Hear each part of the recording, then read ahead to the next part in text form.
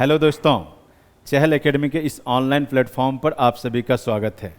जिस प्रकार से हम लोग बिहार की नदियों का क्रमबद्ध अध्ययन कर रहे हैं और शुरुआत हमने बिहार में आने वाली सबसे प्रमुख नदी और सबसे पवित्र नदी जो कि गंगा है, जिसके बारे में हमने पढ़ा। गंगा के बाद हमने घाघरा नदी के बारे में पढ़ा कि घाघरा नदी जो बिहार और यूपी के बीच सीमा बनाती है। देन हम लोग गंडक के बारे में पढ़ा, बूढ़ी गंडक के बारे में पढ़ा और फिर आगे बढ़ते हुए हमने बागमती, कमला, बलान रिवर्स के बारे में पढ़ा। हमारा उसमें एक रिवर जो बच रहा था वो हमारा था महानंदा रिवर।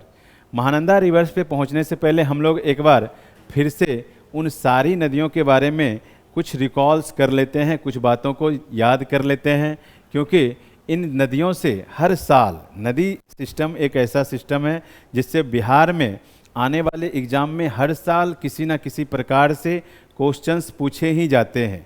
हर साल किसी न किसी प्रकार से कभी होगा वो पूछ देंगे आपसे कि बिहार की कोई नदी, मान लिया जाए गंडक नदी, कि गंडक नदी के बारे में कि इसकी मेन ट्रिब्यूटरीज क्या है और 4 रिवर दे देगा। तो इस प्रकार से हमें उस सारे नदियों के बारे में एक बार रिकॉल कर लेते हैं और उसके बाद फिर हम लोग महानंदा से स्टार्ट करेंगे। ये हमारा बिहार है और बिहार में हमने आपको बताया कि जो मेजर रिवर है जो बिहार को 2 भागों में बांटती है वह है गंगा।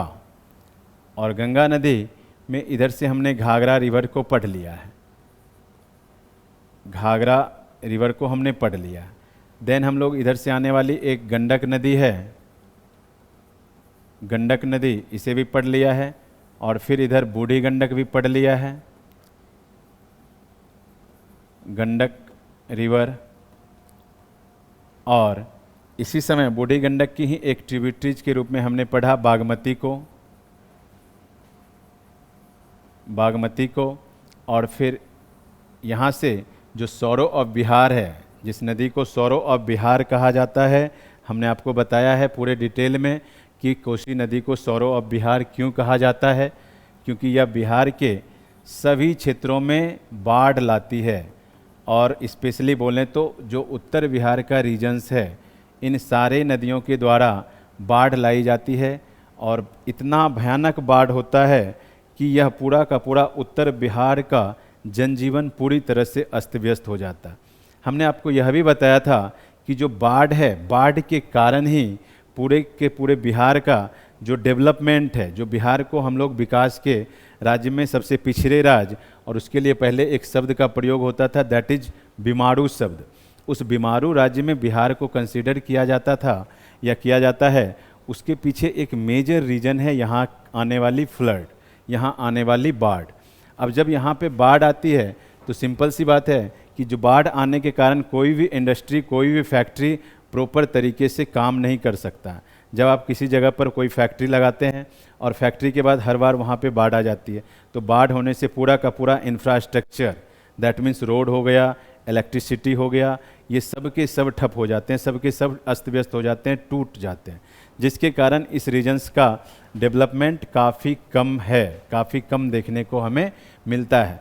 नो डाउट कि जो बाढ़ है, बाढ़ को कंट्रोल करने के लिए सरकार बहुत सारी परियोजनाएं चला रही है, जो कि जैसे आप देखे होंगे कि नदी जोड़ो परियोजना, नदी जोड़ो परियोजना के तहत बहुत सारी बड़ी बड़ी नदियों को, जैसे जो कृष्णा है और इधर कावेरी है, कृष्णा से कावेरी को जोड़ी जा रही है। इसी प्रकार गोदावरी रिवर से भी बहुत सारी छोटी छोटी नदियों को जोड़ी जा रही है। तो इस प्रकार से नदी जोड़ो परियोजना का विकास किया जा रहा है।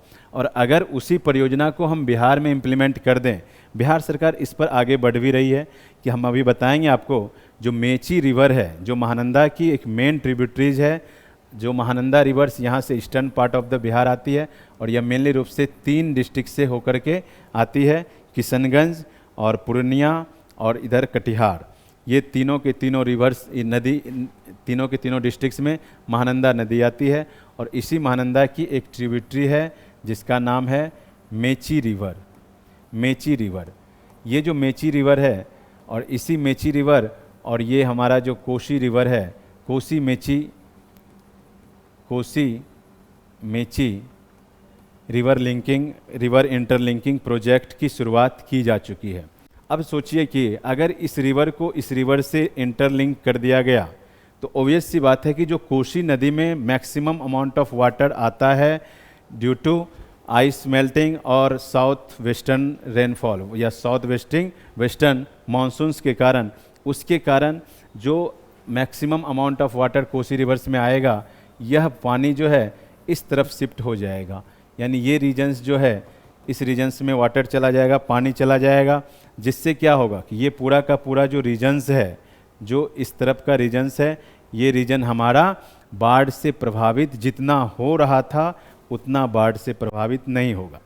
तो ऑब्वियस सी बात है कि बिहार सरकार को इसी प्रकार से जितनी भी नदियां हैं, जो बागमती रिवर के बारे में भी हमने आपको बताया है कि जो बागमती रिवर है यह भी अपने कोर्स को चेंज करने के लिए विख्यात है। यह भी अपने जो मार्ग है, अपने धारा हैं, उसको बदलने के लिए विख्यात है।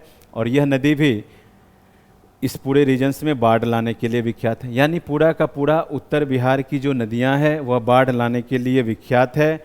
और अगर इन सारे नदियों को हम एक दूसरे से इंटरकनेक्ट कर दें, यानी जिस नदी में पानी की मात्रा ज़्यादा हो जाएगी और जिस नदी में पानी की मात्रा कम है, इन सारे नदी को अगर हम एक दूसरे से इंटरकनेक्ट कर दें, इधर से इधर, यहाँ से यहाँ, तो इससे फ़ायदा हमें क्या होगा कि जिस रीजन्स में, मान लीजिए इस रीजन्स में नदियों की संख्या कम है नदी यहाँ पे, तो जब यह नदी यहाँ से यहाँ की तरफ, मान लीजिए बागमती को कोसी से कनेक्ट किया जा रहा है जिस रीजन से, ये रीजन्स में भी पानी की उपलब्धता होगी।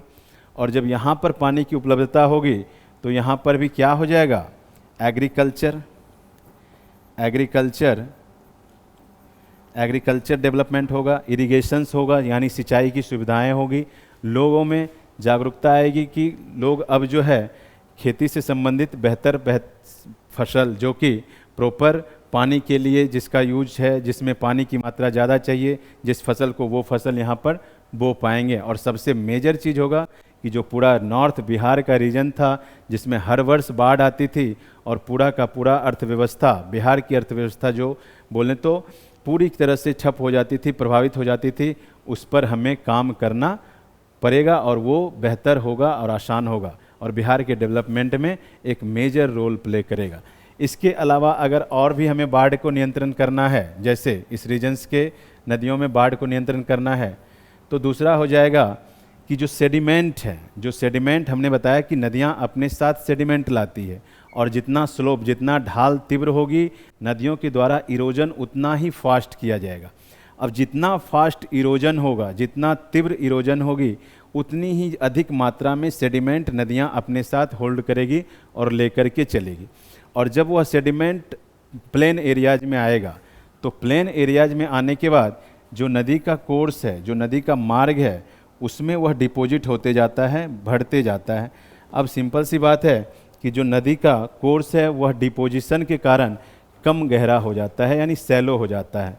अब सैलो होने के कारण जितना पानी नदी के कोर्स में, नदी की घाटी में जितना पानी आना चाहिए, वो उतना पानी को होल्ड करने में असमर्थ हो जाती है।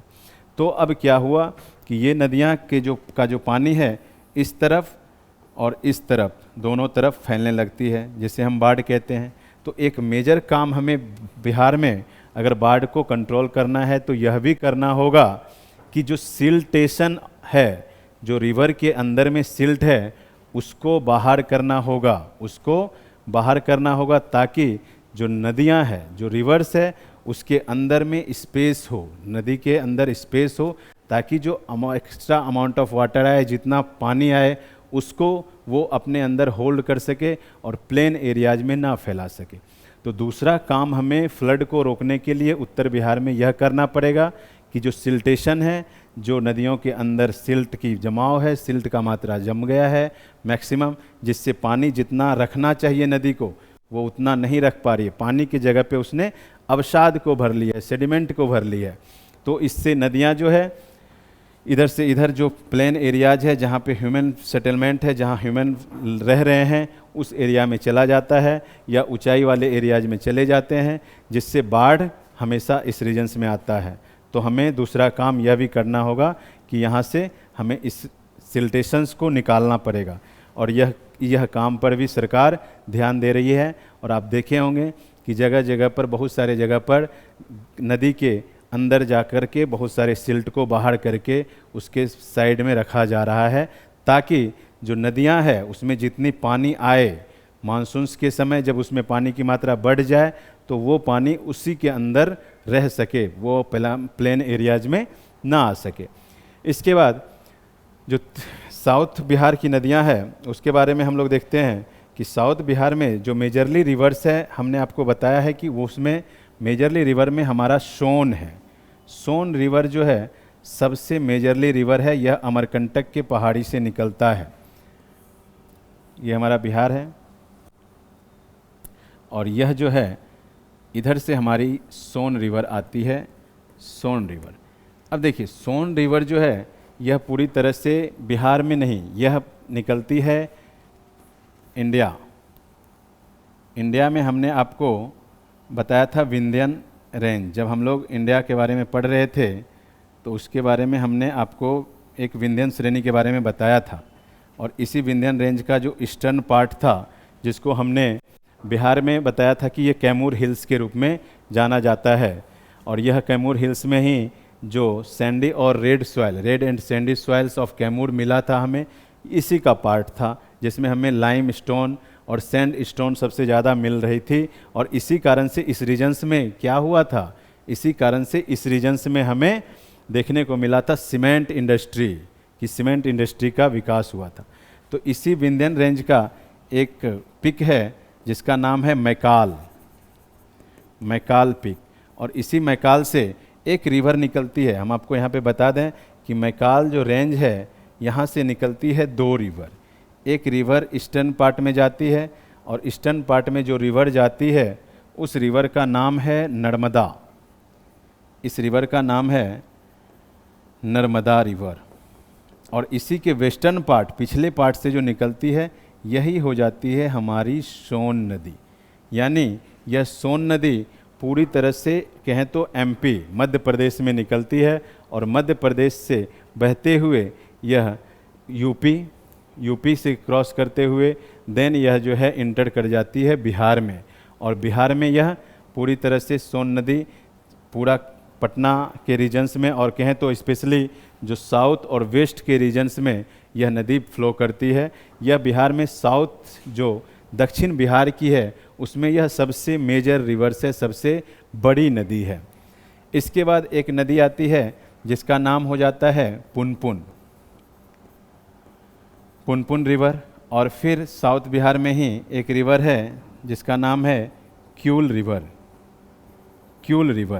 ये जो क्यूल रिवर है यह भी छोटा नागपुर के पठार से पठारी एरियाज से निकलती है। और उसके बाद और भी इसी बीच में एक रिवर है जिसका नाम है फल्गु रिवर। ये सबके सब नदियाँ जो है पठारी भाग की नदियाँ हैं, दैट मीन्स प्लेट्यू एरियाज की रिवर्स हैं। और इस रिवर्स में जो पानी का मात्रा है, अमाउंट ऑफ वाटर है, वो मैक्सिमम नहीं रहता है। ये सभी की सभी नदियाँ जो मेजरली है यह सीजनेबल है। यह जो रिवर है यह सबके सब सीजनेबल रिवर है। और सीजनेबल रिवर होने के कारण इसमें हमेशा पानी नहीं रहता।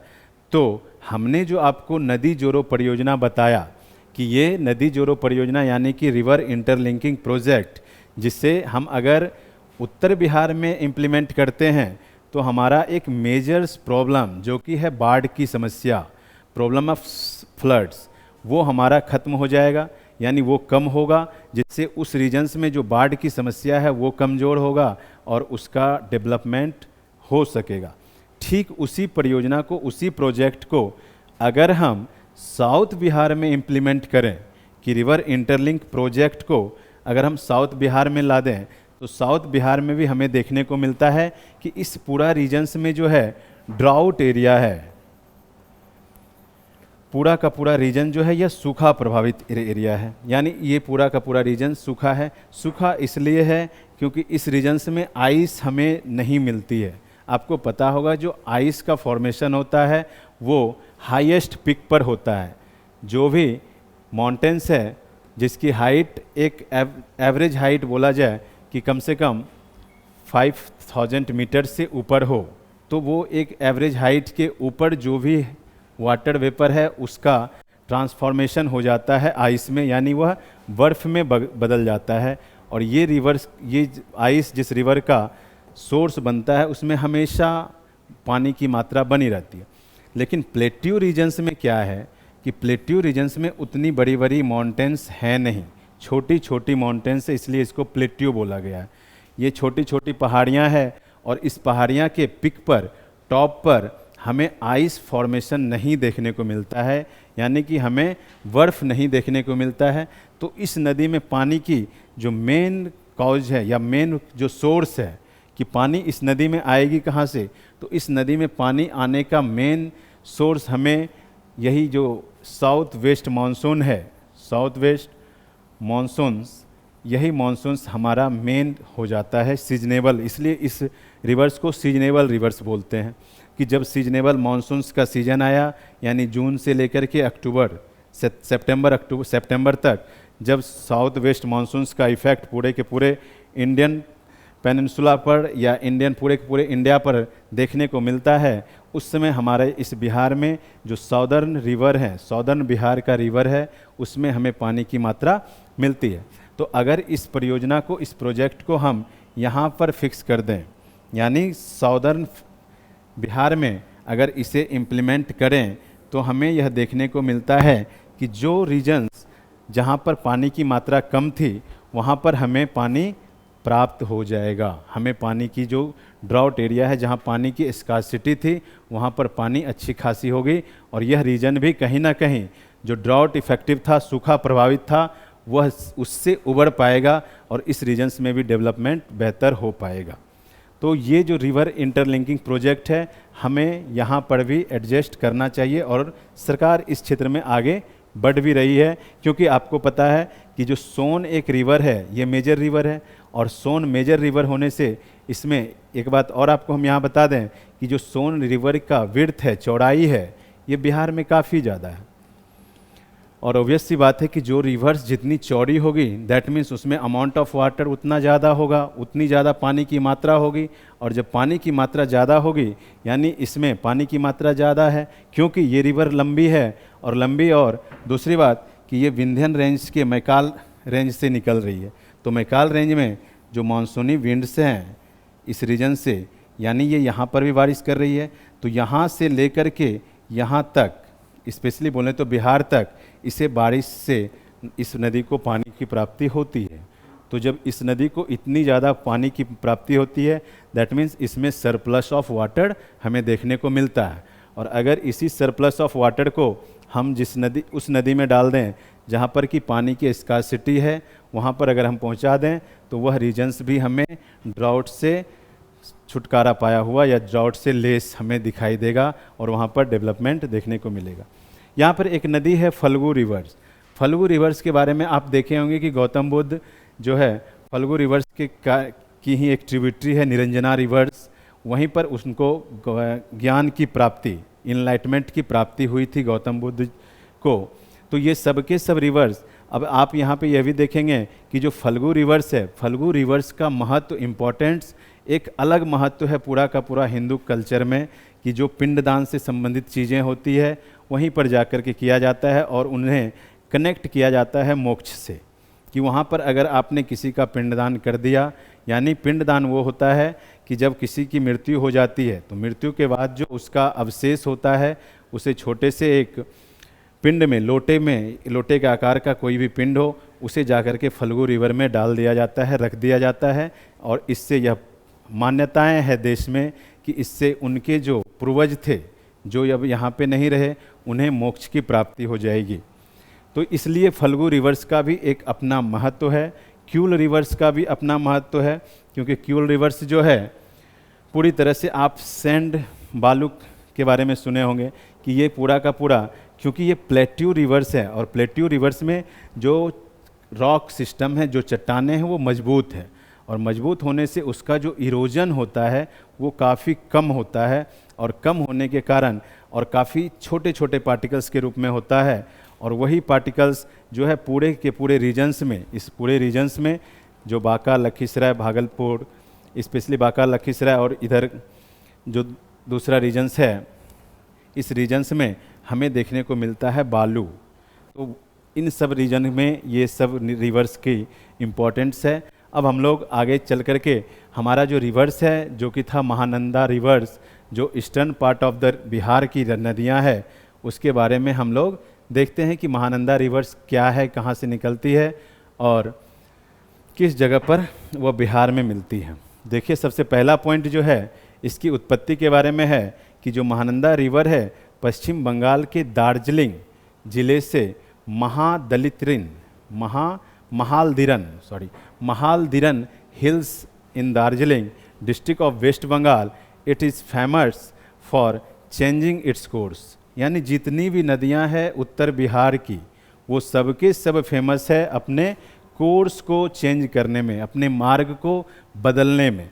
और यहाँ पर हम आपको बता दें कि दार्जिलिंग ज़िला जो है यह काफ़ी अच्छा पर्यटक का स्थल भी है। यहाँ पे बहुत सारे पर्यटक स्थल या पर्यटन के लिए जाते हैं हर साल, जब ठंड का मौसम होता है और स्पेशली बोलें जब रेनफॉल यानी साउथ ईस्ट मानसून अभी के समय में बहुत सारे लोग उस तरफ जाते हैं पर्यटन करने के लिए। और यहाँ पर एक और बातें आपको बता दें कि जो दार्जिलिंग का टी है, दार्जिलिंग का टी ऑल ओवर इंडिया में, इवन कि वर्ल्ड में भी दार्जिलिंग के टी को फेमस टी माना जाता है। और उसकी इम्पोर्टेंस के लिए, उसकी महत्ता के लिए इस दार्जिलिंग के टी को GI tag, geographical indication tag भी दिया गया है। और भारत में सबसे पहला जिसे जीआई टैग मिला वह यही दार्जिलिंग का टी है, दार्जिलिंग की चाय है जिसे मिला हुआ है। अब हम लोग देखते हैं कि यह उत्तर बिहार के मैदानों की सबसे पूर्वी नदी है। हमने बताया कि जो बिहार है, बिहार में अगर हम देखें तो उत्तर बिहार में सबसे पूरब से या सबसे पूर्वी नदी जो है यही है हमारी महानंदा। और यह महानंदा मेनली रूप से किशनगंज, पूर्णिया और कटिहार से बहती है। और यह सबसे पूर्वी नदी है जो हिमालय से निकलने के बाद दक्षिण पश्चिम दिशा में बहती हुई भारत और बांग्लादेश के बीच सीमा बनाती है। आपको पता है कि यहाँ पर बिहार के ईस्टर्न भाग में जो हमारा एक स्टेट है दैट इज बांग्लादेश, और महानंदा रिवर बिहार के 3 जिलों से बहती हुई बांग्लादेश में इंटर करती है। और बांग्लादेश में इंटर के बाद वह जो है चली जाती है वेस्ट बंगाल में इंटर करती है बिहार के बाद, और वेस्ट बंगाल में इंटर के बाद वह आगे बढ़ती हुई चली जाती है बांग्लादेश में। और बांग्लादेश में जाने के बाद यह भारत और बांग्लादेश के बीच सीमा का, boundary between India and Bangladesh के बीच बाउंड्री का फॉर्म करता है कि इंडिया और बांग्लादेश के बीच। बिहार में इस नदी का जो अगर लंबाई की बात करें तो महानंदा की कुल लंबाई 376 किलोमीटर्स है। यानी बिहार में टोटल जो महानंदा चलती है वह है हमारा 376 किलोमीटर, 376 किलोमीटर्स। बिहार में प्रवेश, यह देखिए, बिहार में यह किशनगंज ज़िले में प्रवेश करती है और बिहार में किशनगंज, पूर्णिया और कटिहार ज़िलों से होकर बहती है।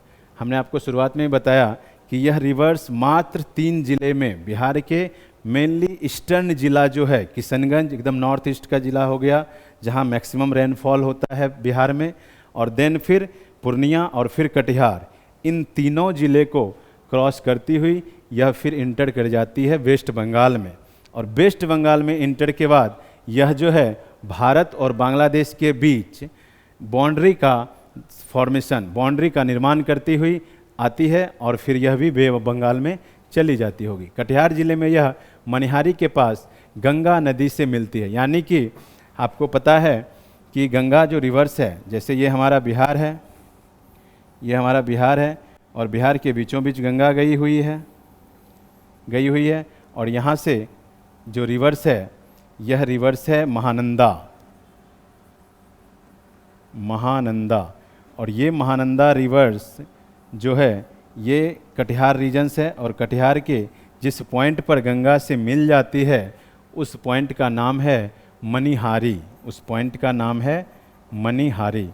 आपने मनिहारी का नाम तो ज़रूर सुना होगा कि मनिहारी एक फेमस प्लेस भी है जो बहुत सारी सजावटी वस्तुओं के लिए वहाँ पर लोग हर बार पहुँचते हैं। बहुत सारे खिलौने, टॉयज़ वगैरह यहाँ पर हमें देखने को मिलता है। और फिर यह वेस्ट बंगाल में इंटर कर जाती है और फिर गंगा के साथ यह भी जा कर के बे ऑफ बंगाल में इंटर करती है, अपने पानी को डिस्चार्ज करती है। अब जो हमारा बच रहा है पूरा का पूरा साउथ बिहार की रिवर्स, जो मेजरली रूप से हमने आपको सोन के बारे में बताया कि अमरकंटक से निकलती है और बिहार में सबसे विड्थ, सबसे चौड़ाई वाली नदी है और इसमें पानी की मात्रा सबसे ज़्यादा है। देन हमने पुनपुन बताया, फल्गु बताया, क्यूल बताया और छोटी छोटी नदियाँ अजय वगैरह हैं। इन सब के बारे में हम लोग पीपीटी से अध्ययन करेंगे नेक्स्ट क्लास में। अब हम लोग नेक्स्ट क्लास में आपसे मिलते हैं साउथ बिहार की नदियों को लेकर के। आप लोग अपने पढ़ाई को इसी तरह लगातार बनाए रखें और चहल एकेडमी के साथ जुड़े रहें। धन्यवाद।